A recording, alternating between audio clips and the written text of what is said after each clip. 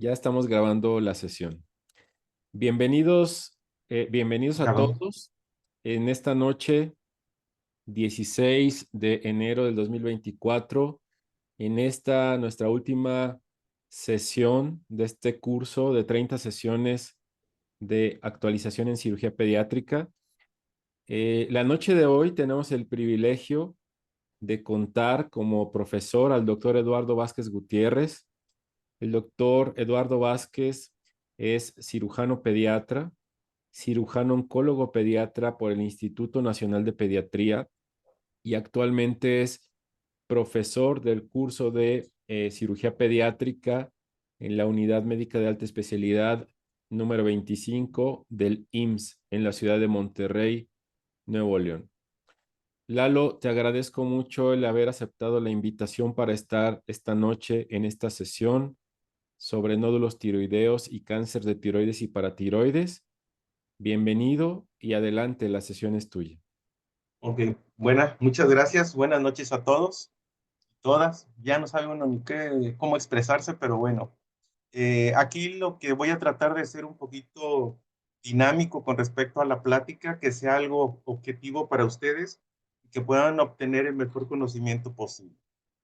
Ante todo, para que sea de mayor utilidad en la práctica clínica diaria que lleven ustedes. Probablemente no todos tenemos la oportunidad de tener el manejar este tipo de patología, pero sí vale la pena tener un conocimiento general para saber cómo lo voy a abordar y cómo lo voy en determinado momento a derivar a personal que tenga un poquito más de experiencia. No tengo ningún conflicto de interés.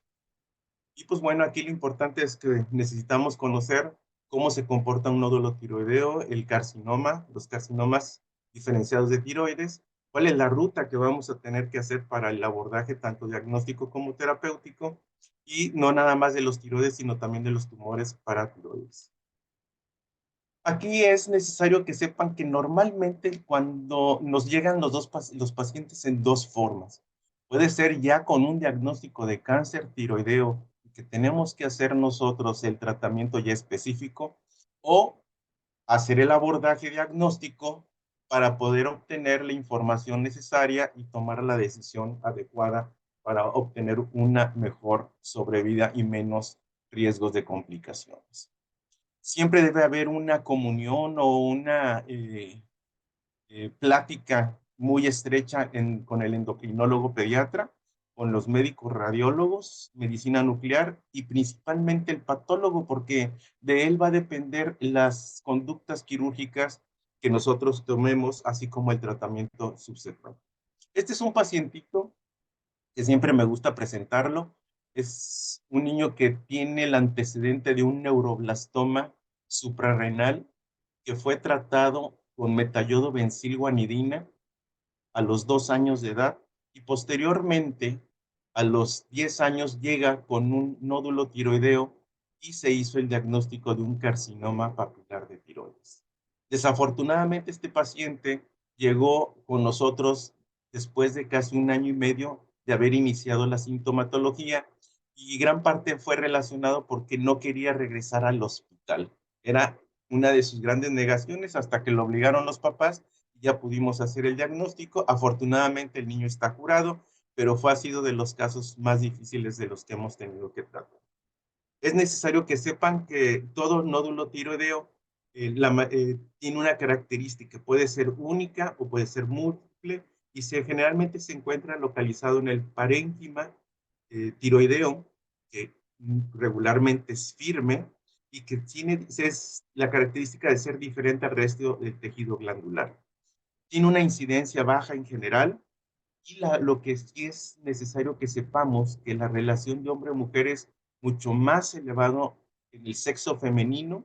Entonces hay que tener mucho cuidado en este tipo de pacientes, porque hay que tener que hacer más exhaustivos con respecto a la valoración. Estas son las diferentes formas como nos llegan los niños. Pueden ser como en el lado izquierdo, en la cual esta niña fue estudiada por un síndrome de resistencia a la insulina, y como parte del protocolo le hicieron un ultrasonido tiroideo y detectaron un nódulo. Hicimos el abordaje, así como también el niño de abajo, y se hizo un diagnóstico de un carcinoma papilar de tiroides. Hay veces que nos llegan como una adenopatía, cervical, o el nódulo muy evidente a nivel de la línea media cervical, o en estadios ya muy avanzados, como en este caso, el de la derecha, en donde se observa un gran nódulo tiroideo, adenopatía cervical y una obstrucción vascular importante, lo que crea una red venosa colateral. Esto es lo que no queremos llegar. Estos son niños que generalmente tienen una evolución entre un promedio de entre 1 a 2 años sin un diagnóstico oportuno. Es necesario que sepamos cómo se comportan los niños. No debemos de manejar a los niños como los adultos, y eso siempre lo hemos dicho, porque son patologías completamente diferentes. El nódulo tiroideo en adulto es muy frecuente. La presencia de cáncer es muy baja, la incidencia. En el niño es más elevada, es muy raro el nódulo tiroideo, pero todo nódulo tiroideo es maligno hasta no demostrar lo contrario. Una de las características que tienen estos pacientes en el grupo pediátrico, que a pesar de tener una enfermedad muy avanzada, la mayoría de las veces tiene una mortalidad muy baja. Pueden tener persistencia de la enfermedad, pero tienen una buena respuesta al tratamiento, principalmente al yodo 131, a pesar de tener metástasis pulmonar en diferentes órganos. Últimamente hemos tenido niños que tenemos eh, han- hemos encontrado metástasis pulmonar, hepáticas, así como también en hueso, porque son estadios muy avanzados.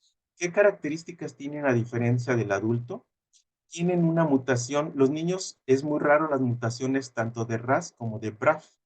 Eso lo cual crea, por ejemplo, en el adulto que tenga una disminución en la expresión del zinc portador de yodo, los cuales los hace poco susceptibles al tratamiento con yodo radiactivo. A diferencia del niño, que son más frecuentes, el RET generalmente no provoca inestabilidad genómica y tienen una muy buena respuesta al tratamiento con yodo radiactivo. Los nódulos, pues bueno, es raro en pediatría. Todos los nódulos debemos de estudiar. El paciente con menos edad que hemos operado con un carcinoma de tiroides diferenciado ha sido una niña de 4 años. Por eso es necesario a veces a los niños estudiarlos desde el primer año o 2 años de vida. Hemos detectado y hemos seguido varios pacientes con nódulos tiroideos.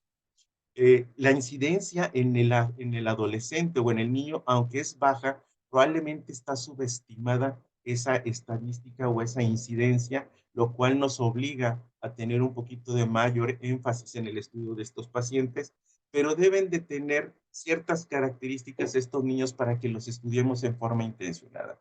¿Cuáles son aquellos que tengan grupos o que sean dentro del grupo de alto riesgo? Acuérdense que es multifactorial. La mayoría de los pacientes que pueden tener una enfermedad tiroidea puede ser en una presentación esporádica. Sin embargo, existe a pacientes que tienen cierta predisposición genética como tal y son aquellos que se acompañan de síndromes genéticos, como son el síndrome de Linfraumeni, Beckley-Wiedemann, Peutz-Jeghers. Entonces, son características que nosotros debemos identificar en estos casos. Los otros son niños que han sido expuestos a radiaciones, generalmente se acompañan de carcinomas diferenciados de tipo papilar, y son niños que han sido radiados en menores de 4 años, como en el caso del paciente que les comenté, dentro del grupo de los neuroblastomas, también entran los de niños con linfomas, los WIMS y los tumores cerebrales, que gran porcentaje de estos niños se llegan a radiar. Y como les mencionaba desde el principio, todo nódulo tiroideo es maligno hasta no demostrar lo contrario. Dentro de los síndromes genéticos, la obligación que tenemos es hacer diagnósticos tempranos para dar tratamiento oportuno y evitar enfermedades diseminadas. Otra de las características que tenemos que conocer son los pacientes que tienen enfermedades autoinmunes, como son la tiroides de Hashimoto o alguna otra alopecia areata, enfermedades reumatológicas. Tenemos que identificarlos porque estos niños tienden a acompañarse muy frecuentemente de nódulos malignos. Por eso es importante que los detectemos y los estudiemos en forma objetiva. Estos niños, si nosotros en ultrasonido se detecta o se palpa un nódulo, ya sea ganglios o un nódulo palpable en la tiroides, pues bueno, hay que estudiarlo como sería con un ultrasonido y una biopsia. La exploración física es necesario identificar la masa cervical anterior. Nosotros, pues ya saben, tenemos que explorarlos estando nosotros en la parte posterior o en la espalda del niño y poder palpar lo que es la glándula. Cuando nosotros vamos a eh, tratar de definir si tiene adenopatía el paciente, pues bueno, tenemos que ponernos enfrente del niño y explorar en forma bimanual lo que es las cadenas cervicales eh, eh, lo cual nos permite identificar alguna afectación, así como también a nivel no nada más central, sino lateral y a nivel supraclavicular. Si hay obstrucción o desplazamiento de la tráquea, si existe sospecha de invasión a otros órganos o tejidos, como vimos en la imagen anterior que les enseñé, el niño que ya tenía una red venosa colateral, y ante todo si tiene datos sospechosos de una metástasis pulmonar. El niño que tenemos acá abajo, este pacientito nos llegó de San Luis Potosí, es un niño que ya tiene aproximadamente unos 15 años que lo vimos. Si se dan cuenta, en la oximetría tenía 85 de saturación, ya tenía cianosis distal, casi los dedos de niño los dedos de tambor, y la característica de este niño es que era un carcinoma papilar de tiroides muy avanzado. Ya que hicimos la identificación de un nódulo tiroideo, sospecha de un nódulo tiroideo, bueno, hay que empezar con su evaluación hematológica y bioquímica. Una de ellas es principalmente solicitar la biometría hemática y tiempos de coagulación, porque sabemos que es un niño que se va a tener que operar o hacer algún tipo de procedimiento diagnóstico. Dentro de las pruebas que tenemos que hacer es de la función tiroidea, para si se acompaña con hipotiroidismo, para dar terapia sustitutiva o hipertiroidismo, porque hay nódulos funcionales que tenemos que también identificar. La presencia tanto de calcio como de fósforo, porque son niños que en determinado momento, si vamos a hacer una cirugía, pues tenemos que tener un parámetro basal. Es indispensable tener la tiroglobulina. Acuérdense que es una proteína que está única y exclusivamente en la glándula tiroidea y nos va a servir como un patrón de referencia. Hay que identificar a los niños que tienen anticuerpos o que tienen una enfermedad inmunológica, porque esos son los que tenemos que tener en cuenta para la evaluación postoperatoria. En aquellos niños que tienen antecedentes familiares de una neoplasia endocrina múltiple, pues bueno, tenemos que solicitar la calcitonina y pedir los niveles séricos en sangre. También el antígeno carcino embrionario y en algunas ocasiones las meternefrinas séricas y urinarias. Acuérdense que se acompañan de feocomocitoma estos niños y también la determinación de parotormona, porque muchas veces pueden acompañarse de adenomas paratiroideos. ¿Cuándo empezó a estudiarse los niños con cáncer de tiroides o nódulos tiroideos en niños? Acuérdense que cuando fue en Chernobyl en los años 80, que hubo el problema de la fuga de radioactiva en Rusia, eso creó muchos pacientes con enfermedad tiroidea. Y ahí empezó a estudiarse a los niños ya en una forma objetiva. Antes del 2009 se le consideraba al niño, lo trataban igual que el adulto. Sin embargo, en el año de 2016 se hizo por parte de la ATA un grupo de la ATA es la American Thyroid Association, la cual hicieron una evaluación y dijeron, espérate, los niños se comportan diferente. Entonces se reunió un grupo de expertos y empezaron a tomar decisiones de qué es la mejor forma de abordar y tratar a los niños que en determinado momento es un comportamiento biológico muy diferente a la del adulto. Entonces se reunieron este grupo y tomaron la decisión de cómo vamos a abordar al niño. Más o menos es similar que el adulto. Hay dos ramas que tenemos que tener. Uno es el ultrasonido, que es básico para poder definir si tiene características radiológicas de malignidad, y subsecuentemente una biopsia con aguja fina. Entonces, lo primero que tenemos que hacer es estudios de laboratorio, posteriormente un ultrasonido, por último, tomar en base a eso una decisión de tomar una biopsia. Puede ser con aguja fina, que ya no es lo más recomendable, o una biopsia con aguja gruesa. Y ahora sí definir, ¿es un adenoma o es una neoplasia maligna? Entonces el estudio de Gaminte ideal en estos casos es el ultrasonido. Ese nos va a dar información muy precisa, pero tenemos que, acuérdense que depende mucho de el radiólogo que sea un experto en la evaluación de este tipo de patología, porque muchas veces puede haber sesgos en la interpretación.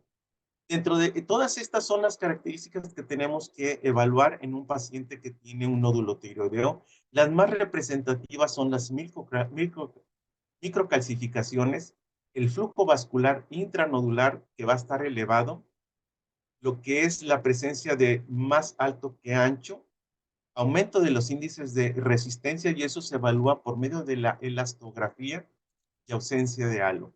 La presencia de enopatías, gran parte nos va a ayudar también por la determinación de la tiroglobulina dentro de lo que es la obtención de un BAF, que se hace un enjuague de la aguja, y lo cual nos puede identificar a enopatías metastásicas.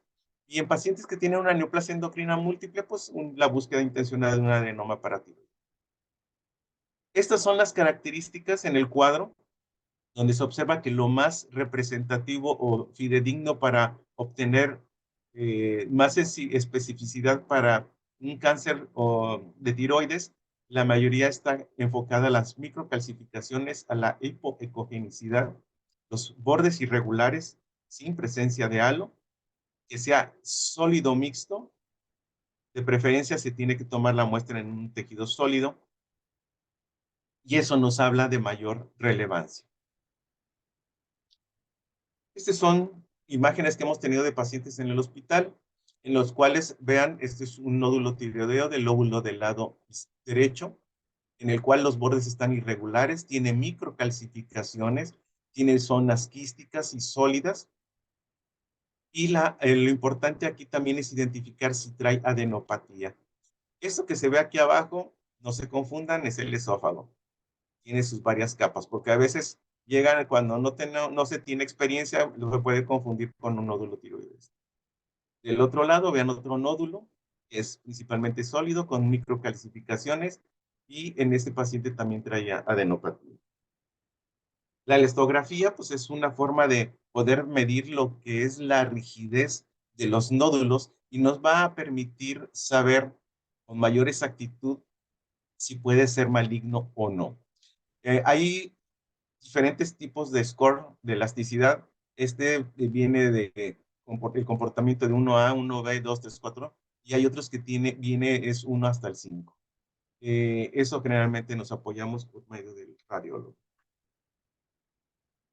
El TIRATS, pues bueno, esa es la evaluación así como existe el BIRATS para mama, pues el TIRATS es en tiroides, y eso nos va a dar, de acuerdo a las características de imagen que se observó en el ultrasonido, pues bueno, se va a definir qué características tiene o signos que nos van a dar alta sospecha de malignidad.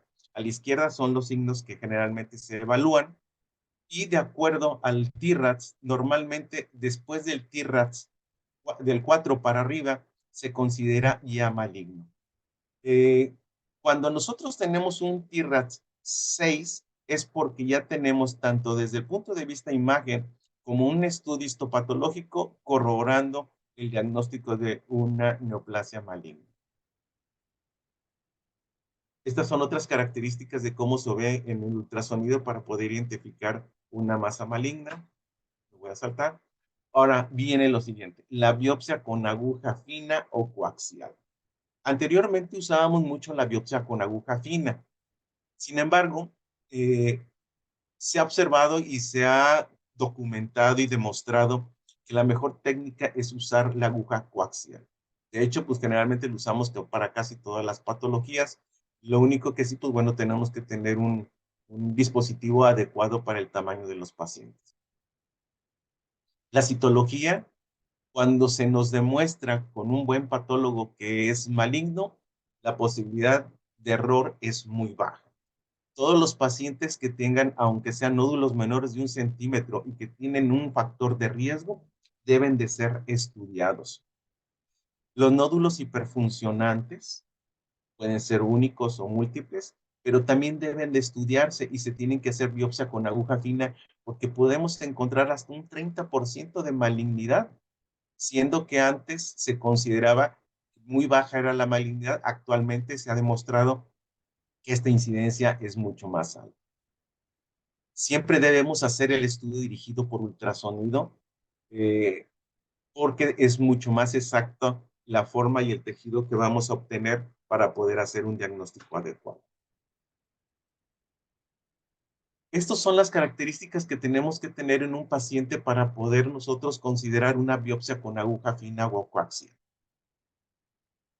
Las más representativas son aquellos que tienen adenopatías cervicales. A todos hay que hacerles la biopsia con aguja fina. Si tienen, aquí cada una, si tiene microcalcificaciones, si tiene 1 centímetro más, si tienes el nivel sólido o es un nódulo sólido ecoico también si tiene más de 1 centímetro. Pero si tiene un nódulo quístico, habitualmente no se requiere solamente la evaluación subsecuente por ultrasonido. Este es como se toman las biopsias con aguja fina. Como les digo, antes lo hacíamos manualmente nosotros, sin ultrasonido, porque pues, no teníamos muchas veces el apoyo del radiólogo intervencionista. Actualmente ya todos los nódulos se mandan por radiología intervencionista a hacer la toma de biopsia para tener una muestra muy adecuada para poder hacer un buen diagnóstico. ¿Cada cuándo debemos de hacer estas pruebas o toma de muestras? En pacientes que estamos vigilando, lo ideal es que sean no menos de 3 meses. Si nosotros lo hacemos antes de los 3 meses, generalmente está distorsionada la estructura del nódulo. Puede haber células atípicas que nos puedan confundir con respecto a un diagnóstico adecuado. Entonces, para que ese nódulo se cicatrice y no haya sesgo en la interpretación, tenemos que esperar mínimo de 3 a 6 meses.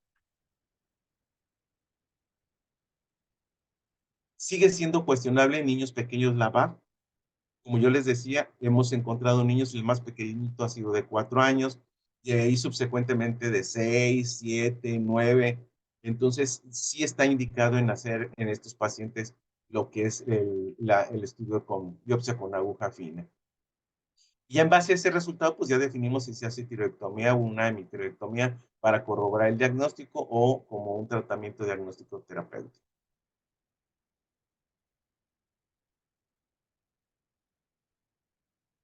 La muestra citológica, pues, se hace en base a la clasificación de Bethesda. Esta clasificación se maneja desde la que es no satisfactoria o no es una muestra adecuada o diagnóstica, aquel que ya se detecta una lesión benigna. Hay la categoría 3 y 4, las cuales son sospechosas. Se puede haber atipia de significada incierto, como es el AUS, o puede ser una lesión folicular de significado incierto, que es el FLUS. Entonces, muchas veces lo vemos en pacientes con lesiones foliculares. Esos hay que, de a partir de la categoría 3 hacia arriba, tenemos que hacer un abordaje quirúrgico, ya sea una hemitiroidectomía en las categorías 3 o 4 o una tiroidectomía total, dependiendo, y linfadenectomía, dependiendo de lo que hayamos encontrado en el estudio de ultrasonido y el reporte histopatológico.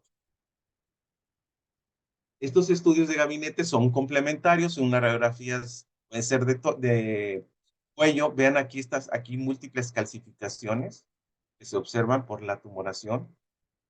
Y aquí también nos permite ver si existe algún tipo de obstrucción a nivel de la vía aérea. La radiografía simple, esos son pacientes que el niño que les enseñé que tenía saturación de 95, esta era su radiografía. Vean que la extensión de la enfermedad, la cual es muy significativa y pues bueno, ya tenía repercusión desde el punto de vista clínico. Dentro de lo que es la tomografía nos sirve principalmente para evaluar. En todo niño que ya tenemos diagnóstico de un carcinoma o un tumor tiroideo, tenemos la obligación de tomar estudios de imagen, principalmente lo que es la tomografía, para identificar si existen lesiones metastásicas no nada más a nivel cervical, sino también pulmonar, y si existe diseminación o extensión de la enfermedad tanto local o locorregional, tanto a nivel ganglionar o invasión a los tejidos vecinos, como son tejidos blandos, o a nivel de tráquea o esófago, que ya hemos tenido casos en esas circunstancias. El, el PET es un estudio que nos va a ayudar bastante, principalmente en la vigilancia o la secuencia o la subsecuente evaluación de los niños, pero también nos va a definir al momento del diagnóstico cuál es la extensión de la enfermedad. Y en base a esto, pues definir también el tratamiento subsecuente con yodo radioactivo. El gamagrama no se necesita en el grupo pediátrico ni en adultos. La única indicación para tomar un gamagrama es la presencia de un nódulo funcional, para poder identificar si es un nódulo único o es un nódulo o hay múltiples nódulos para tomar la decisión postquirúrgica, decisión quirúrgica. El gamagrama total, corporal total, ese se utiliza posterior a la resección quirúrgica del tiroides para poder identificar si existe captación, no nada más en el lecho quirúrgico, sino también a nivel ganglionar y en otros sitios, para poder identificar y definir el tipo de tratamiento con el yodo radioactivo, porque las dosis pueden variar dependiendo de la extensión de la enfermedad. Esta es una ruta crítica que normalmente hacemos en los pacientes. Cuando se encuentra un nódulo solitario, si tiene la TSH suprimida, ¿qué significa eso? Que la TSH está en 0 o en 1 porque tiene una estimulación hormonal, eso significa que hay un nódulo positivo o hay un nódulo funcional. Entonces ahí está indicado lo que es el gamagrama. Si es hiperfuncional, pues bueno, se va directo a la cirugía. Claro, entre el transcurso de del no, el gamagrama que se tomó, tenemos que hacer una biopsia con aguja fina para identificar si esta cirugía va a ser nada más una lobectomía, que esté incluido el nódulo, o tenemos que hacer una tiroidectomía total si se corrobora la presencia de un carcinoma papilar o un carcinoma diferenciado de tiroides. Si no es funcional, pues bueno, ahí sí se hace lo que es la biopsia con aguja fina o aguja gruesa. Si es lesión benigna, pues bueno, nada más se hace la vigilancia con ultrasonido. Si va creciendo o hay alguna alteración que nos hace sospechar de alguna malignidad o una repercusión local compresiva, pues bueno, hay que hacerse procedimiento quirúrgico. Si no hay diagnóstico con respecto al estudio histopatológico, bueno, entonces hay que repetir un ultrasonido y una biopsia con aguja fina a las 3 o 6 meses. Si persiste o hay alguna alteración en el nódulo, pues bueno, se tendría que ir a cirugía. Si no, se repite cada 6 a 12 meses el estudio. Cuando ya corroboramos una lesión maligna, pues bueno, se tiene que hacer el procedimiento quirúrgico y ya lo platicaremos un poquito más adelante. Entonces ya con este abordaje, pues ya hicimos diagnósticos diferenciales, lesiones benignas, malignas o algún otro tipo de malformación desde el punto de vista, alguna anomalía del desarrollo del paciente. Ahora sí ya nos vamos a enfocar a lo que es los tumores. Generalmente son raros en pediatría. Les digo, habitualmente se opera dependiendo de los hospitales, pero en promedio, no, yo operaba de 5 a 7 casos por año en promedio, y más o menos son alrededor de 10 a 12 nódulos tiroideos que nos llegan. O sea, nosotros tenemos una incidencia aproximadamente de cerca del 40% de los niños que nos llegan por nódulo tiroideo son malignos. Por eso se tienen que estudiar. El cáncer más frecuente de tiroides, pues es el papilar, en el 80%. Afortunadamente, el anaplásico no hemos visto en el grupo pediátrico, es más del adulto, es el más agresivo. Qué bueno que no lo tenemos, porque ese sí aumentaría la mortalidad en este grupo de edad. En la actualidad es menos del 2% y la mayoría de las veces estos pacientes evolucionan en una forma muy benévola o sin datos de una progresión de la enfermedad que ponga en riesgo la vida del niño. El carcinoma papilar tiene una característica, la mayoría de las veces es multicéntrico, es bilateral y multifocal. Por eso es la obligación en este tipo de pacientes hacerle una tiroidectomía como tratamiento definitivo. La metástasis ganglionar está representada en el 60-80% de los casos. Y si se dan cuenta, el 75% no da una manifestación clínica. Entonces, eso nos obliga a que tenemos que evaluar los ganglios, no nada más desde el punto de vista ultrasonográfico, sino a veces también tomar la biopsia con aguja fina y en algunas ocasiones en el transoperatorio tomar muestreo de ganglios cuando hay sospecha de que pueda haber infiltración en este sitio. Cuando son evidentes, pues bueno, ahí sí no hay vuelta de hoja, tenemos que hacer la linfadenectomía completa. La metástasis a distancia, pues lo tenemos que evaluar, como yo les decía, ya nos ha tocado casos que hemos visto metástasis en hueso y en hígado, eso es lo más frecuente que llegamos a observar, así como en pulmón. Hay diferentes subtipos, de los más frecuentes es el clásico, que son niños menores de 10 años, que se ve también en menores de niños de 10 años, generalmente son más invasivos este tipo de tumores y generalmente tienden a ser una enfermedad infiltrante. Entonces, en estos casos, pues necesitamos un manejo rápido y oportuno para evitar la diseminación de la enfermedad. Actualmente ya existe la evaluación de TNM número de 2023 de la novena edición, pero todavía no lo están publicando, lo están vendiendo, no está al público en general, sino se está vendiendo en el Amazon. No lo compré, pero bueno, esperemos que ya pronto lo puedan liberar al dominio público. Esta es una de las características que observamos en casi todos los tumores. Evalúa el tamaño del tumor, la extensión del tamaño del tumor, si son menores de 1 centímetro o de 2 y mayores de 1 centímetro, menores de 2 centímetros o de 2 a 4 centímetros para considerar el tamaño.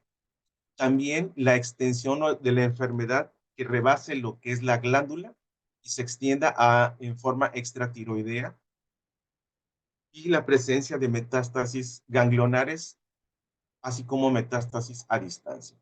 En base a esto, pues bueno, vamos a definir qué tipo de abordaje quirúrgico vamos a hacer. Si va a ser un abordaje de una linfadenectomía central o una central y lateral.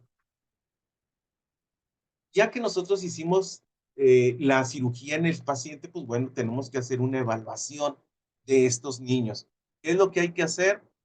Bueno, lo ideal es que tuviéramos un rastreo con yodo 123. Ese no hay en México, nada más en Estados Unidos. Aquí el que tenemos es el yodo 131, que es un poquito más tóxico, pero bueno, es a final de cuentas lo que se cuenta en México.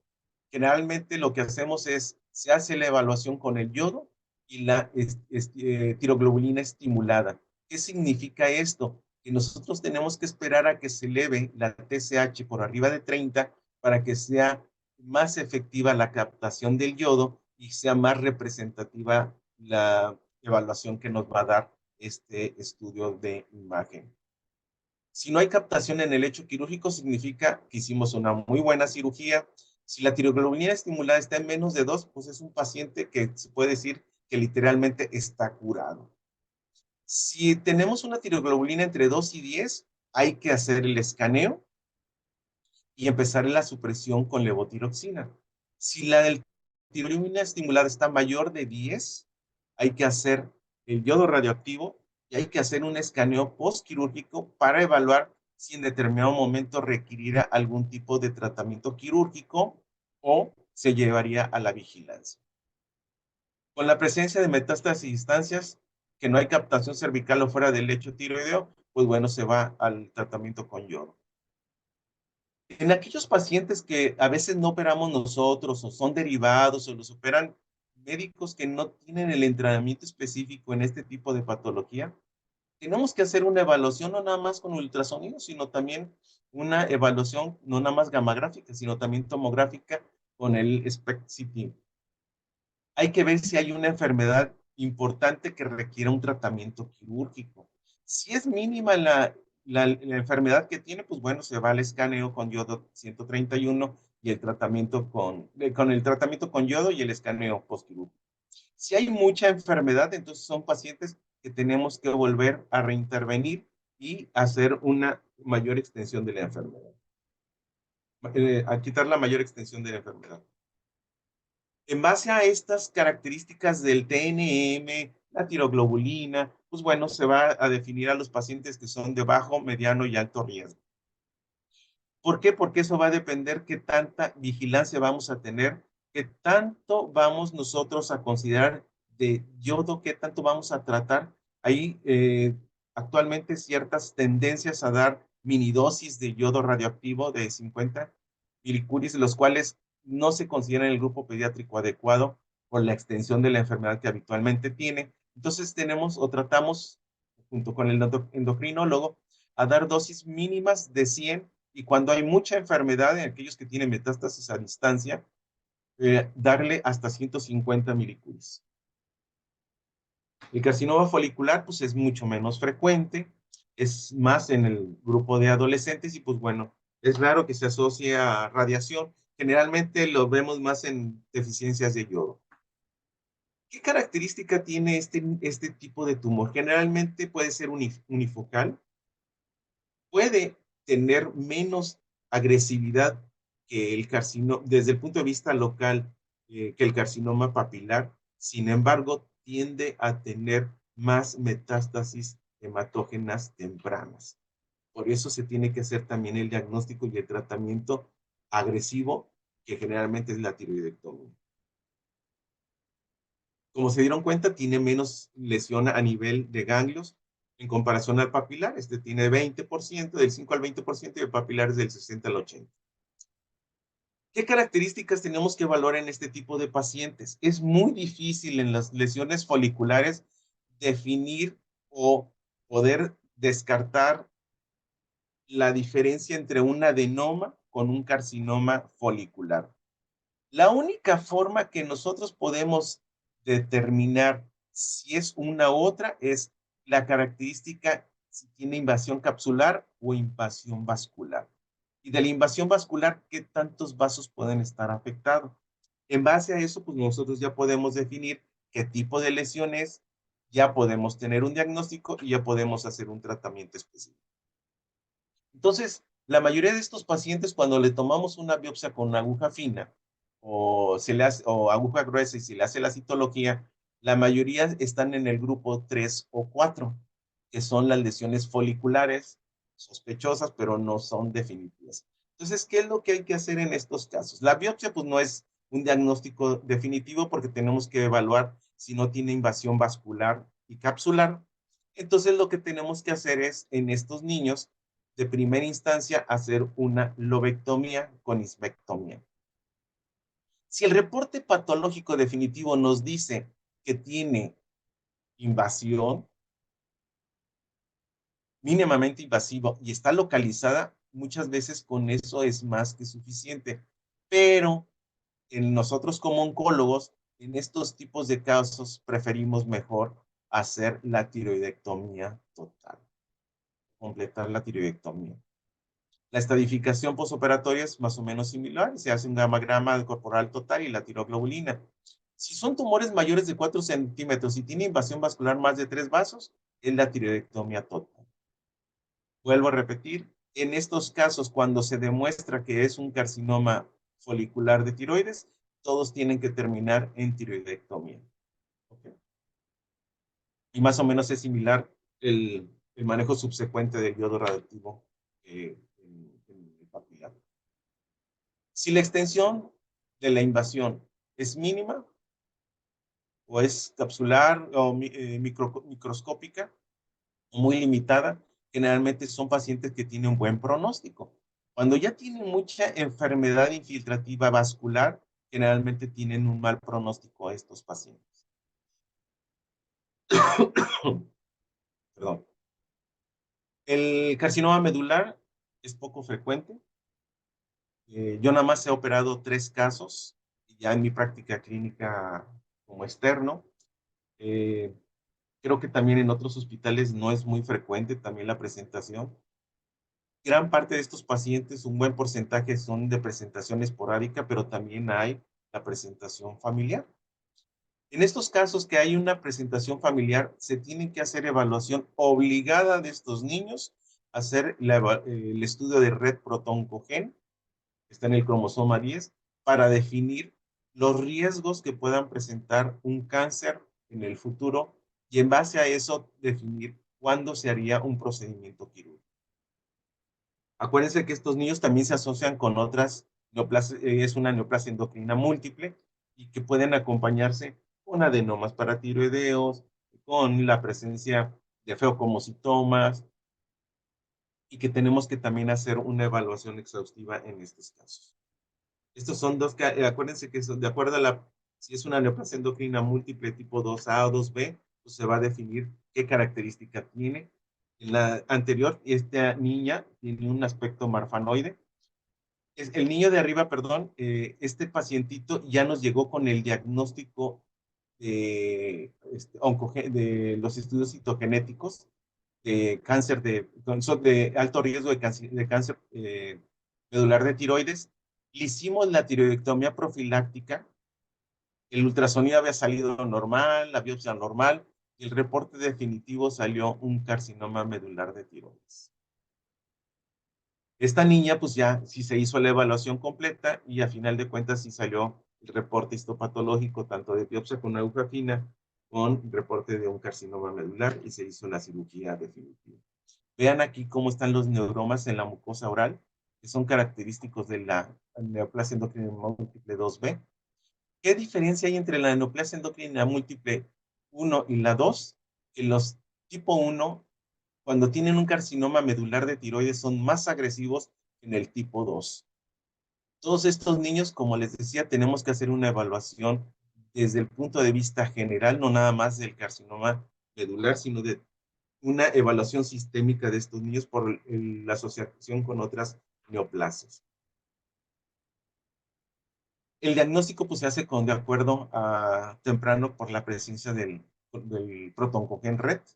Tenemos la obligación de hacerlo y en base a las características de este protoncogen, nosotros vamos a definir qué tipo de estrategia se va a hacer, cuándo se operaría este paciente, si se va a operar en el primer año de vida, dependiendo del factor de riesgo, o subsecuentemente antes a los 5 años o muchas veces antes de la adolescencia.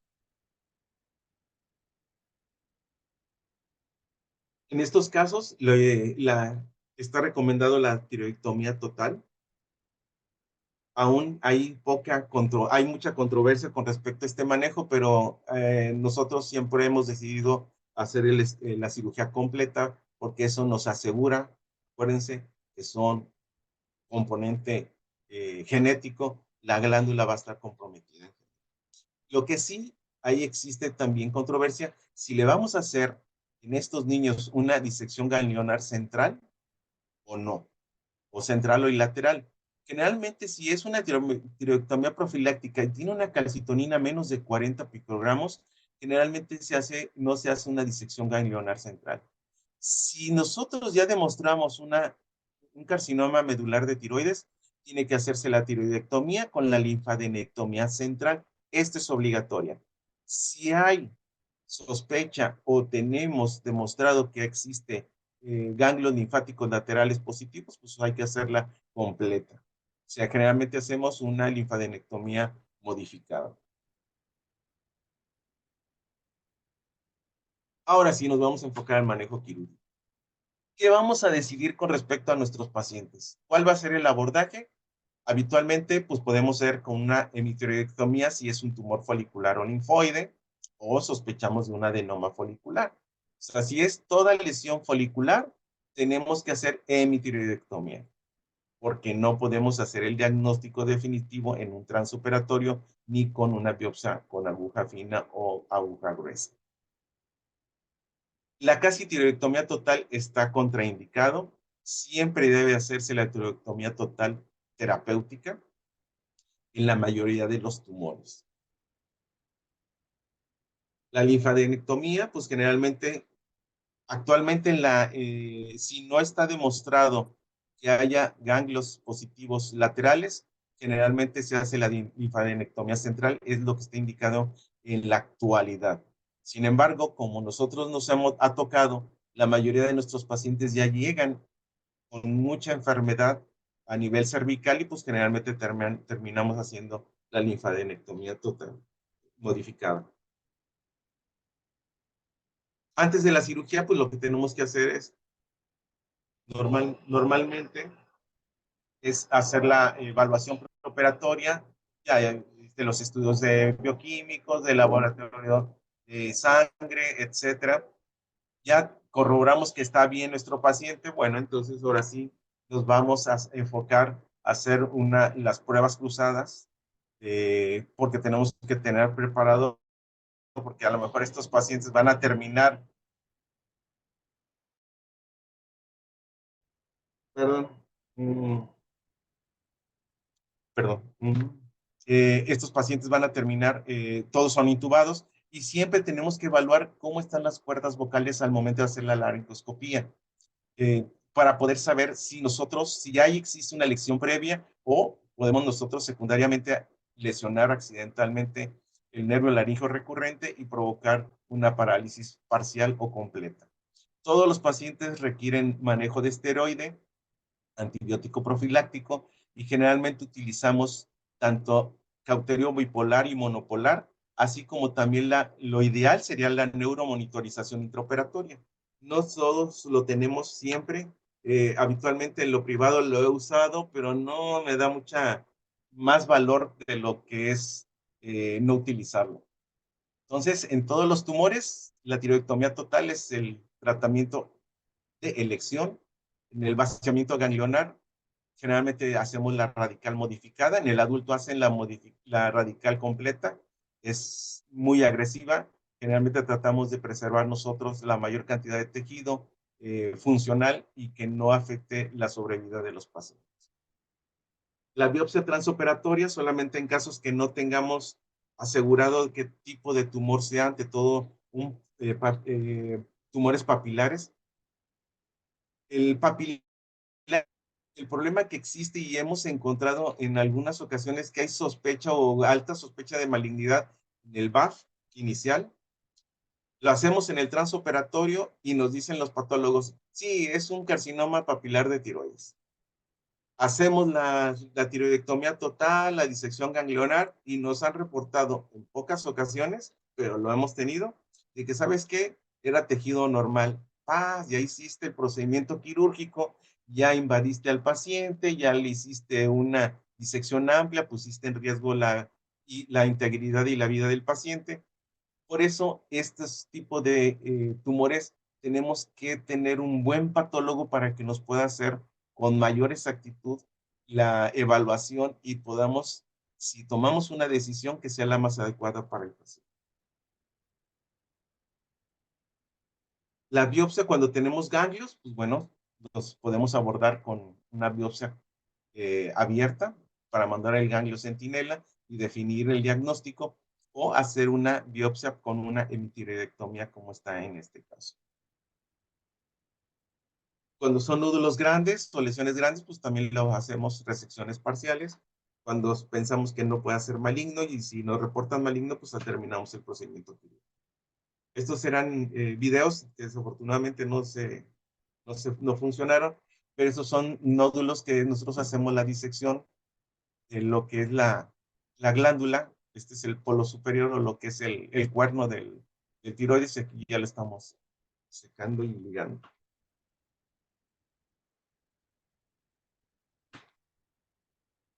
Perdón, no vamos. Ok. ¿Cómo hacemos el abordaje? Siempre el paciente tenemos que ponerlo en hiperextensión del cuello, porque luego a veces nos dicen los anestesiólogos, no, es que está muy hiperextendido. A ver, necesito tener una buena exposición y gran parte de esto depende que el paciente esté en hiperextensión del cuello. Siempre hacemos una incisión transversa, 1 o 2 veces por arriba del esternón, para poder tener un buen abordaje. Cuando nosotros tenemos la sospecha que sea maligno, a veces nos extendemos un poquito más alto para hacer la disección ganglionar, ante todo cuando ya tenemos evidencia de ganglios en la zona 2A. Siempre abordamos por debajo del platisma. Vean cómo levantamos el colgajo. Este es el músculo esternocleidomastoideo del lado derecho, del lado izquierdo, y estos son los músculos infrayoideos. Vean aquí qué bonito se ve la línea media de la separación de los músculos infrayoideos, que por ahí vamos a abordar para separar los músculos y poder tener una mejor exposición de la glándula. Aquí se ve bien la línea media, por ahí tenemos que abordar para abrirla como se ve aquí. Este ya es la glándula como tal, músculo infrayoideo del lado derecho y del lado izquierdo. Aquí lo separamos, vean la glándula cómo está, aquí hay un nódulos en la parte central donde está el istmo, y empezamos a hacer la disección de la glándula. Generalmente lo hacemos de lateral a abajo y luego arriba. En los adultos generalmente ellos empiezan abajo, luego lateral y luego arriba. A mí se me ha hecho mucho más fácil empezar por la cara lateral. Libero lo que es la tiroidea media y podemos ya en ese momento poder ahora sí levantar la glándula. Como ven aquí los músculos infrayoideos lo estamos separando de la glándula. Aquí ya lo separamos los músculos y esta es la glándula. Aquí está lo que es la tiroidea inferior, rama de la tiroidea inferior, que nos va a dar la irrigación en la parte inferior del lóbulo tiroideo. Ahí estamos separándola del lado izquierdo, se ve muy definida lo que es la pared, el músculo con respecto a la glándula. Definimos lo que es el polo superior. Aquí ya estamos disecándolo, lo vamos a disecar y siempre tenemos que, al estar disecando los vasos, buscar en forma intencionada todo lo que corresponde al nervio laringio recurrente, punto número 1, y 2, las glándulas paratiroides, que son las que tenemos que preservar al momento de la cirugía. Vean aquí, estamos ligando lo que es el pedículo superior de la tiroides. Aquí estamos identificando las glándulas paratiroides. Vean, son planitas, semirredondas, generalmente pueden estar intraparenquimatosas o en la parte posterior de la glándula.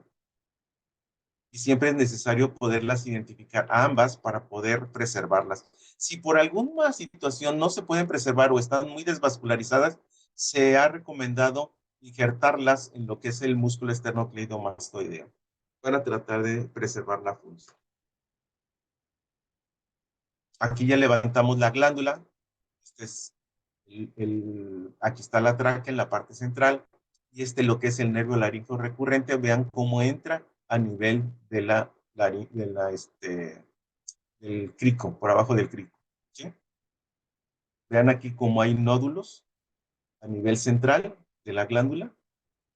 Estos son parte de lo que se tiene que ir junto con lo que es la glándula tiroidea.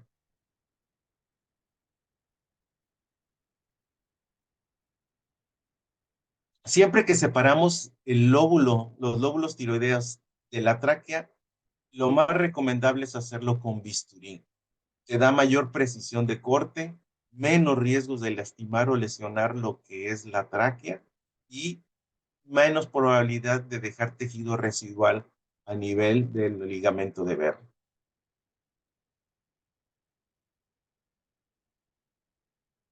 Siempre necesitamos corroborar que el nervio laringio esté preservado, que no lo afectamos. Vean aquí la tráquea, este es el crico, la tráquea, y vean aquí cómo entra el nervio a nivel traqueal. Este es el nervio laringio recurrente.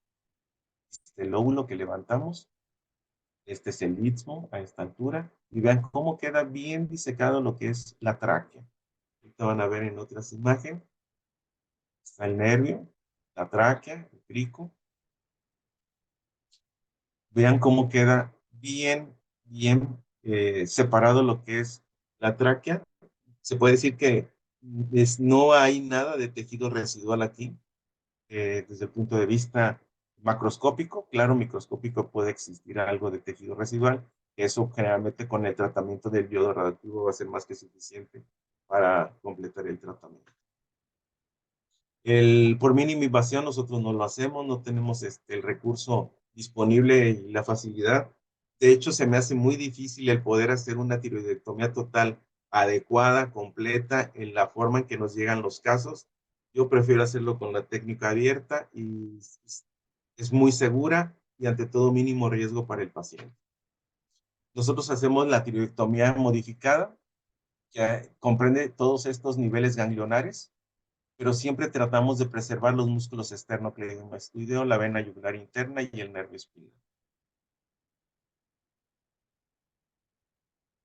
Generalmente, cuando nosotros hacemos lo que es la parte central o la disección central de los ganglios, tenemos que estar comprometido el 6 y el 7, son los que tenemos que quitar. Y los laterales, pues bueno, ya está el 2A, 2B, el 3, 4, 5, como tal, para hacer la disección lateral. Este es un caso que es de los más difíciles que me ha tocado.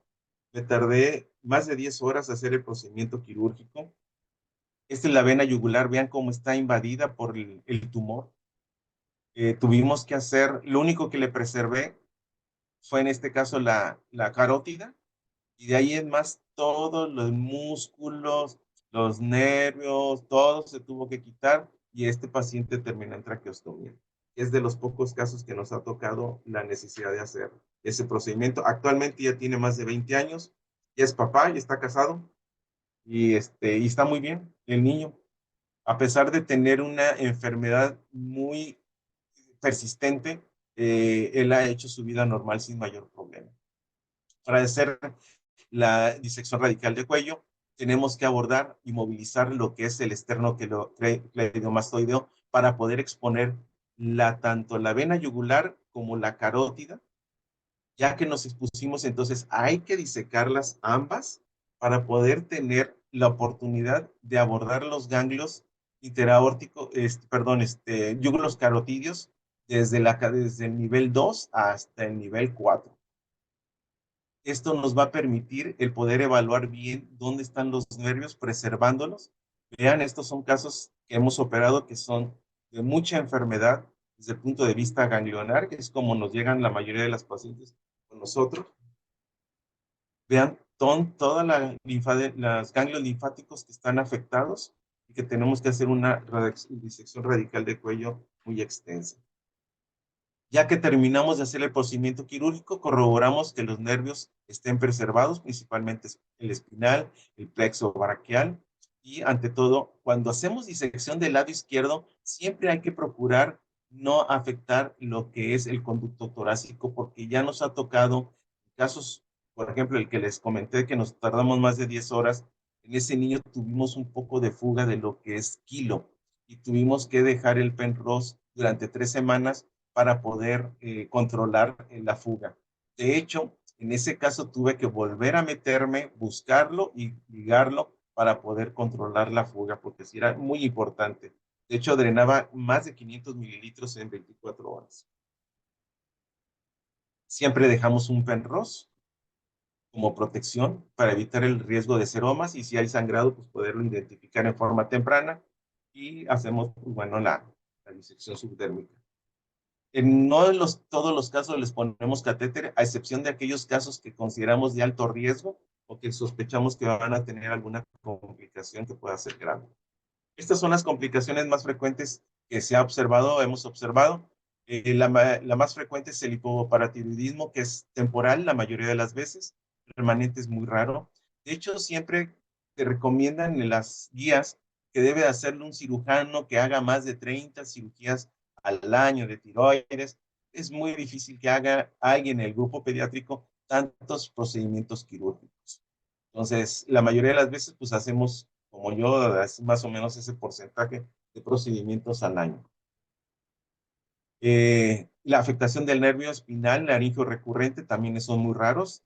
La mayoría de las veces no pasa nada cuando existe algún tipo de afectación o que disecamos parcialmente el nervio laringio, puede haber disfonía, muy raro aquel que tenga una parálisis de cuerdas vocales que requiera alguna colocación de traqueostomía.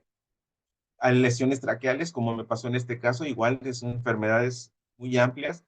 La tráquea Vean aquí, este es el globo del tubo endotraqueal, que lo tuve que reparar la tráquea y le fue muy bien. Esa niña le terminé que haciendo una traqueostomía protectora y a los 4 meses se la tuvimos que quitar. Se la quitamos sin mayor problema. El tratamiento posoperatorio, pues bueno, es tratar de controlar el hipoparatiroidismo temporal. Hay que tomar muestras de las 4 a 6 horas iniciales y después a las 24. Actualmente lo que tratamos de hacer es, desde las primeras 24 horas ya les damos suplemento de calcio y posteriormente le vamos haciendo el destete en forma progresiva. La ablación siempre debe ser en niños entre 100 y 150 milicuris y tenemos que tener una TSH arriba de 30 miliunidades. Si es abajo de esto, lo más probable es que no va a captar el yodo suficiente y va a ser inefectivo lo que es la dosis que se aplique. Eh, bueno, a la terapia sustitutiva hay que a todos manejarles con levotiroxina y estos pacientes pues hay que estarlos vigilando cada 6 meses, a veces cada año hay que hacerle un rastreo con yodo radioactivo. El pronóstico pues, generalmente tiene una buena sobrevida en el 98% de los casos. Aquellos anaplásicos pues, no hay en el grupo pediátrico, afortunadamente, por eso la mortalidad en estos niños es muy baja. Aunque haya enfermedad persistente, la mayoría de las veces estos niños llevan una buena calidad de vida y generalmente no mueren por el tumor o el carcinoma. En el cáncer medular, la mayoría de las veces cuando es esporádico, pues bueno, tienen una buena sobrevida y se detectan en forma temprana. Y generalmente estos niños tienen una sobrevida mayor a los 5 años con poca enfermedad en general. Ahora vamos con los tumores paratiroides. Esos tumores son muy raros en el grupo pediátrico. Se puede decir que la mayoría de las veces se asocia a cierto tipo de alteraciones cromosómicas o síndromes, generalmente la neoplasia endocrina múltiple o el hiperparatiroidismo familiar. Hay poca literatura que habla con respecto al manejo de este tipo de patología, porque es muy rara. La mayoría de las veces que nosotros hemos visto pacientes con hiperparatiroidismo, que es la principal manifestación clínica en este tipo de patología y que se acompaña con hipercalcemia, la mayoría de las veces lo vemos en pacientes con enfermedades renales. Las primarias es rarísimo que lo hayamos encontrado o hayamos visto. Lo que está descrito en la literatura generalmente es el adenoma, que se ve en la edad escolar y adolescentes, o la hiperplasia, que se ve también en neonatos y en adultos. El carcinoma casi no está reportado, de hecho, el adenocarcinoma es rarísimo, hay poca literatura que lo expresa y los pocos casos que hay es generalmente en el grupo de adultos. Las manifestaciones clínicas, pues bueno, ahí puede ser en el recién nacido o en la edad adolescentes, el niño y el adolescente.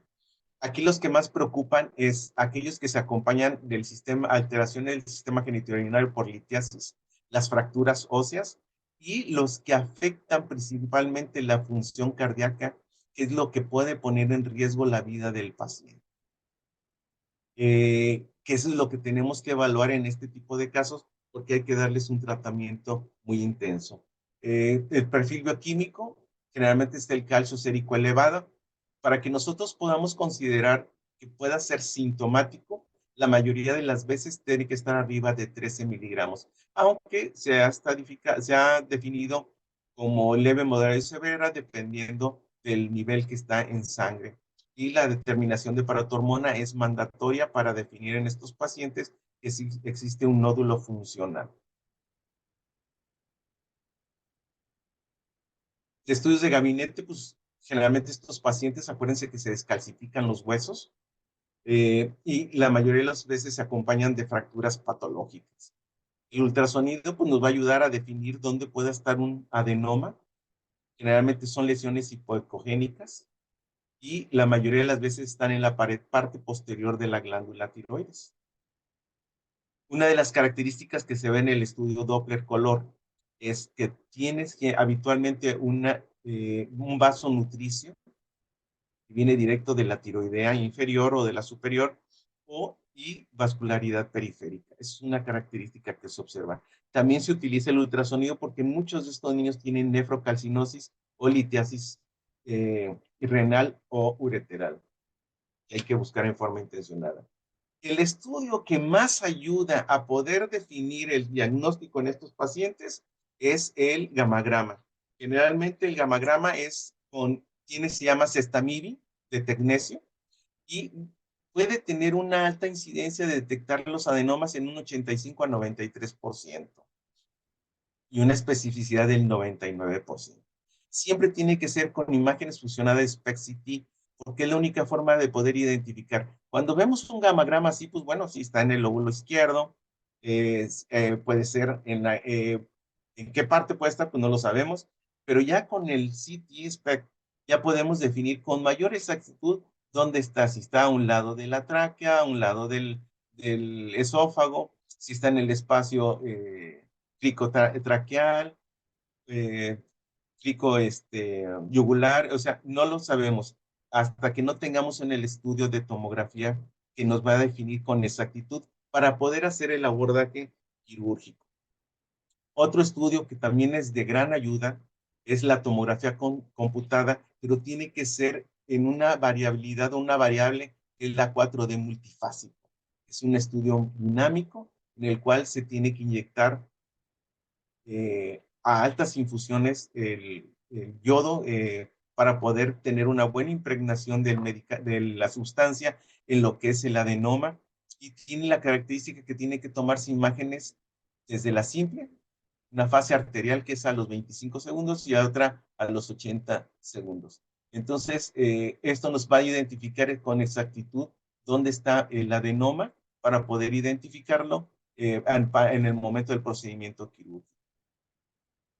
Estas son reconstrucciones de 3D, en la cual se observa exactamente dónde está el nódulo para poder buscarlo en forma intencionada. Cuando no tenemos estos estudios, el meterse a operar un paciente de estos es como buscar una aguja en un pajar. Aunque sabemos dónde están, las localizaciones pueden ser diversas, entonces tenemos que identificarlo con exactitud. El adenoma generalmente, a diferencia del tumor de tiroides, esto es más frecuente en el hombre de 3 a 1. La mayoría de las veces se observa en niños y adolescentes y generalmente son únicas. El sitio más frecuente de presentación son las glándulas inferiores y en estos casos la mayoría, se puede decir todos, es el tratamiento quirúrgico, el de elección. El diagnóstico diferencial, pues bueno, generalmente con las endocrinopatías, con las neoplasias endocrinas múltiples y los tumores que pueden producir este tipo de, producción hormonal, como son las leucemias, radomosarcomas. A mí me ha tocado ver en tumores renales y en el congreso ahora en el último congreso, hubo un caso que presentaron en el Instituto Nacional de Pediatría de una niña de un tumor de ovario, parece ser epitelial, que tenía hipercalcemia como una síndrome paraneoplásico. El tratamiento, pues principalmente está enfocado, es médico y quirúrgico. El médico, pues es tratar de controlar la elevación de calcio. Puede ser tanto con dieta como evitar ciertos medicamentos que elevan esta producción. La hidratación es muy importante, el uso de diuréticos e inhibidores de la actividad osteoclástica como es la mitramicina y la calcitonina. Cuando son casos agudos, se utiliza el zoalindronato, que son un bifosfonato. Actúa en menos de 24 horas de baja de 2 a 3 gramos o miligramos de calcio, pero no se puede usar en forma crónica, no es lo más adecuado. Cuando hay insuficiencia renal en esos pacientes que tienen hiperparatiroidismo, entonces se utiliza como alternativa el pamidronato disódico. También se ha utilizado esteroides, estrógenos y progestágenos. La cirugía. Hay mucha controversia todavía en el grupo pediátrico, así, bueno, en el adulto más en el grupo pediátrico, y lo poco que se sabe, pues es lo relacionado al adulto. Estas son las principales indicaciones de hacer un procedimiento quirúrgico, que es la litiasis renal, la pérdida significativa de hueso cortical, principalmente del esponjoso, que esto secundariamente va a provocar una osteopenia y osteoporosis. Y los relativos, pues bueno, las fracturas, los problemas cardiovasculares, y principalmente la resistencia a la insulina. Los problemas neurológicos, se ha observado que después de hacer la resección del nódulo o del adenoma, habitualmente se recuperan en una totalidad. Tratamiento quirúrgico, pues bueno, es una efectividad del 90%. Siempre hay que tratar de levantar la glándula sin hacer una devascularización del tiroides. Lo hacemos generalmente ligando la tiroidea media. Podemos levantar en la cara lateral de tiroides, como lo vieron en el estudio, en las imágenes previas, y ahí podemos buscar tanto arriba y abajo las glándulas paratiroides para poder hacer la resección. En el transoperatorio siempre hay que solicitar la biopsia porque tenemos que corroborar que es una glándula lo que quitamos. Muchas veces se llega a quitar ganglios y por eso tenemos que estar demostrando que en realidad quitamos el tejido adecuado. Existe la aparato hormonal intraoperatoria, la cual nos sirve como un patrón de referencia de saber que sí hicimos una cirugía completa. Generalmente, después de quitar la glándula, se puede observar a los 10 minutos de resección una disminución en mayor del 50%, lo cual nos asegura que este paciente se hizo una cirugía completa. Las complicaciones, pues en lesión del nervio laríngeo recurrente, hipocalcemia transitoria y las crónicas y la hipercalcemia persistente a pesar de hacer la resección y la hipocalcemia permanente. ¿Cuáles son los problemas en el tratamiento quirúrgico? Que tengamos localizaciones anómalas, que sea multiglandular y no lo hayamos identificado, o metastásico. Entonces ahí se tiene que optar por una segunda cirugía. Generalmente tiene que ser con técnica abierta y ya lo podemos usar también, si hay la factibilidad, un estudio de gamma sonda. La vigilancia, pues bueno, generalmente se hace a los 3, 6 y 12 meses posquirúrgicos.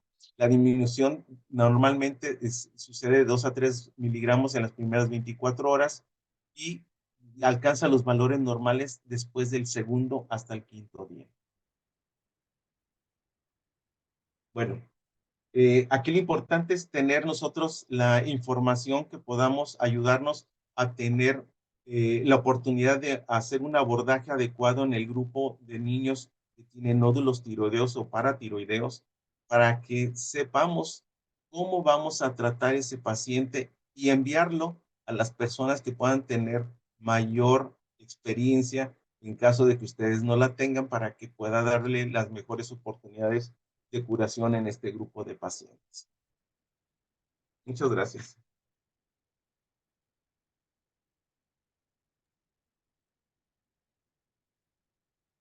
Hola, Lalo, ¿me escuchas? Sí, sí, te escucho, te escucho.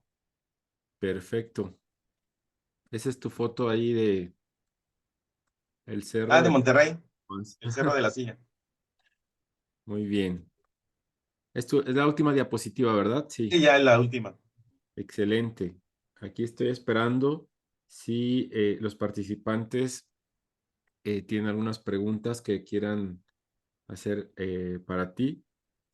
Yo te quisiera volver, bueno, nos hablaste de manera muy amplia acerca de la patología tiroidea y el cáncer de tiroides, paratiroides y los nódulos, pero a mí me gustaría si nos puedes hacer un recuento, un resumen de los pasos clave en la evaluación clínica de un paciente con un nódulo tiroideo sospechoso, un paciente pediátrico, obviamente. Bueno, aquí lo importante que tenemos que definir es si es un nódulo o no es un nódulo, porque también podemos que sea en realidad afectada la glándula, porque puede haber muchas adenopatías no oncológicas o no relacionadas al tiroides que pueden confundirnos en los diagnósticos. Lo primero que tenemos que pensar es si está afectada la glándula, ¿es una lesión benigna o es una lesión maligna? Dependiendo de las características que nosotros vamos a considerar desde el punto de vista clínico de malignidad, es lesiones grandes, mayores de 2 centímetros, que estén duras, que estén fijas, que la glándula no la podamos mover. Eso nos habla de que en determinado momento esa glándula tiene una patología que tenemos que estudiar. Dos, la presencia de ese nódulo y adenopatía. Esa es la otra situación a la cual también tenemos que tomar en cuenta, porque eso nos habla de una enfermedad más delicada o más grave. Ya hay enfermedad avanzada. Entonces, pero lo que sí tenía que ser básico es el estudio con ultrasonido y la biopsia, que son mandatorias para poder definir si ese paciente tiene patología tiroidea o no, qué patología es, y en base a eso definir qué abordaje vamos a hacer. Si vamos a hacer una cirugía muy extensa o si vamos a hacer una cirugía muy limitada o que no creamos un problema más delicado en los pacientes. Aunque ustedes digan, no, pues una hemitiroidectomía, podemos lesionar el nervio laríngeo recurrente, podemos eh, quitar las paratiroides de ese lado de forma accidental y crear una hipoparatiroidismo transitorio. Acuérdense que aunque hay 4 paratiroides, generalmente una es la que tiene el marcapaso de la producción hormonal y eso se va migrando dependiendo de cómo lo va organizando el organismo. Sin embargo, cuando quitamos nosotros ese marcapaso, pues automáticamente dice uno, no, pues tiene las otras dos, sí, pero si quitaste el marcapaso, en ese momento te va a hacer un hipoparatiroidismo transitorio que tienes que identificar en forma oportuna, porque entonces ahora sí podemos tener problemas graves de hipocalcemia. Entonces, por eso sería. Pero aquí lo que sí es necesario saber es si es patología de tiroides o es otro tipo de enfermedad o padecimiento. Acuérdense que también hay linfomas, teratomas, eh, que se desarrollan también a nivel de la glándula tiroides, que no forzosamente son patología que requiera cirugías muy extensas. En la mayoría de las veces con una hemitiroidectomía es más que suficiente sin necesidad de hacer tiroidectomías totales. Hay gente, me ha tocado escuelas en las cuales ellos, aunque sea cualquier tipo de patología tiroidea, a todos les hacen la tiroidectomía total.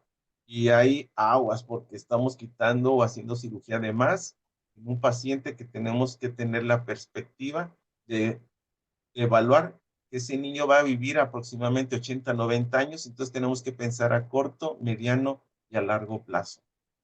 Por eso hay que ser muy cautos. Y te digo, ya nos ha tocado de que los operas, te dicen la PAF, que es un carcinoma papilar de tiroides, haces un transoperatorio, nunca me quedo con las ganas de pedir un transoperatorio, me lo corroboran, hacemos la tiroidectomía total, la linfadenectomía central, y al final de cuentas me dicen, no, era una hiperplasia, pero ya le quitaste la glándula, ya provocaste a lo mejor un hipoparatiroidismo, puede ser permanente, no lo sabemos, o lesionar el nervio laríngeo recurrente.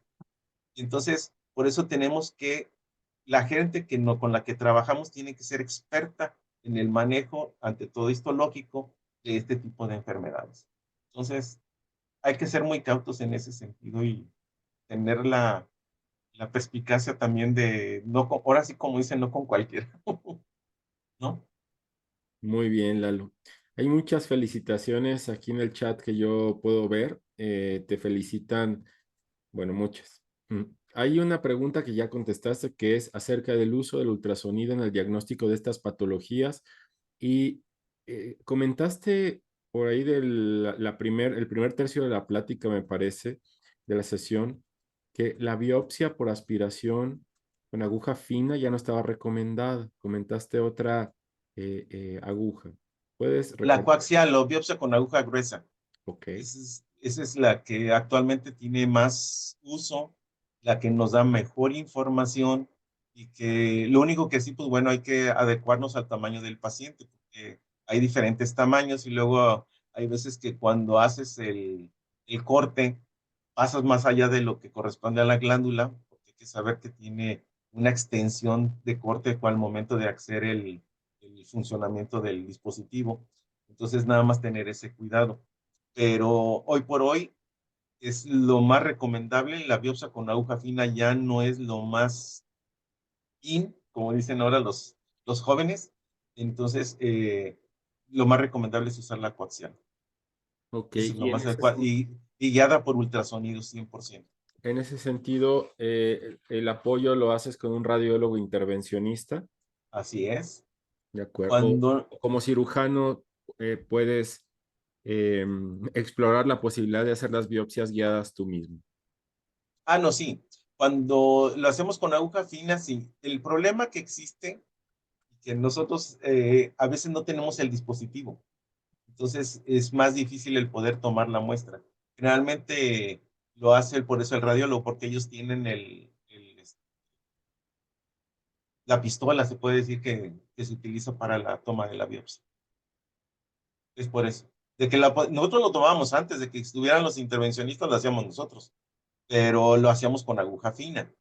Pero ahora con lo que es el advenimiento de, la parte que los ultrasonidos que tienen ellos son más de mejor calidad que lo que nosotros podemos tener en ese momento. Correcto. Hay una pregunta que dice, eh, ¿qué tipo de tomografía está contraindicada en pacientes con nódulo tiroideo probablemente maligno por riesgo de bloqueo a la ablación con yodo posterior? ¿Hay alguna contraindicación en algún estudio tomográfico?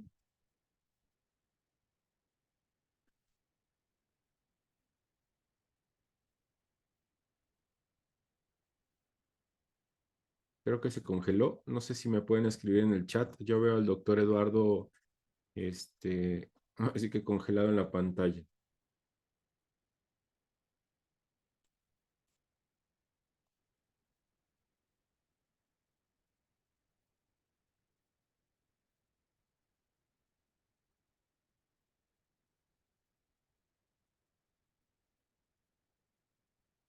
Ok, ok, voy a parar la grabación un momentito. La mayor, ah, Adelante, Lalo. ok. ¿Sí me ven?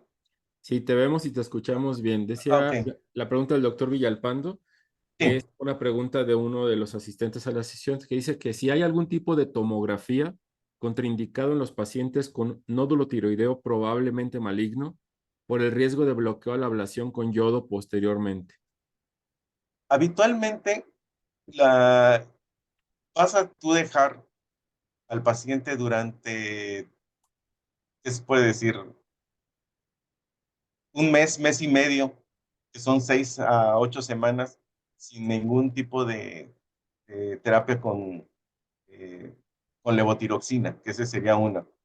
La otra, lo que se ha hecho, pero principalmente cuando se va a hacer algún estudio de imagen, es darles yodo temporalmente tomado para que tratar de que no haya supresión o no se contraindique, no exista alteración en la captación.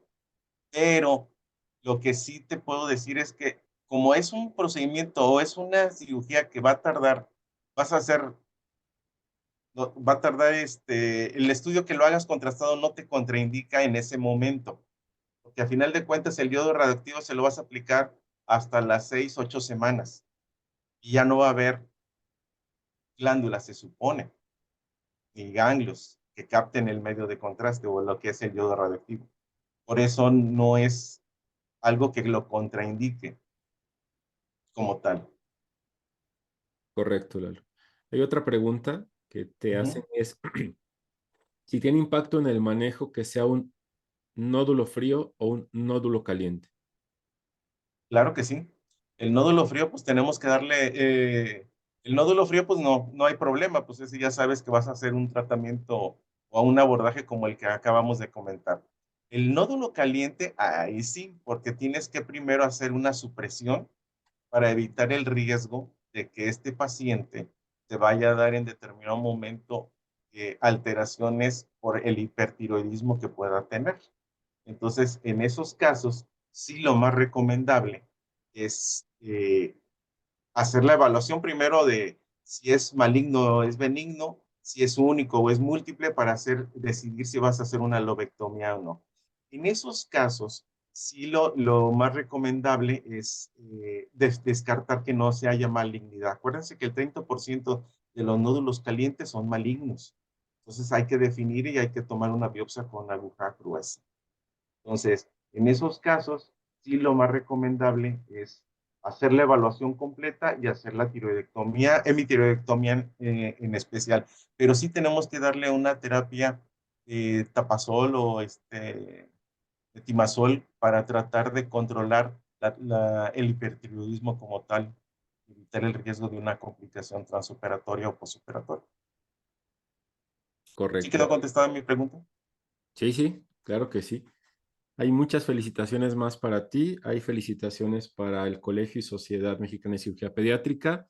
Y bueno, voy a pausar la grabación para dejarla hasta aquí. Gracias, Lalo. Bueno, voy a agradecerte como a todos los ponentes el haber aceptado la invitación a esta sesión como profesor de uno de los cursos de cirugía pediátrica que está en Monterrey. Un privilegio escucharte. No nos equivocamos en elegir este tema contigo. Gracias, Lalo. En representación del Colegio y Sociedad Mexicana de Cirugía Pediátrica, te quiero agradecer. Quisiera pausar esta grabación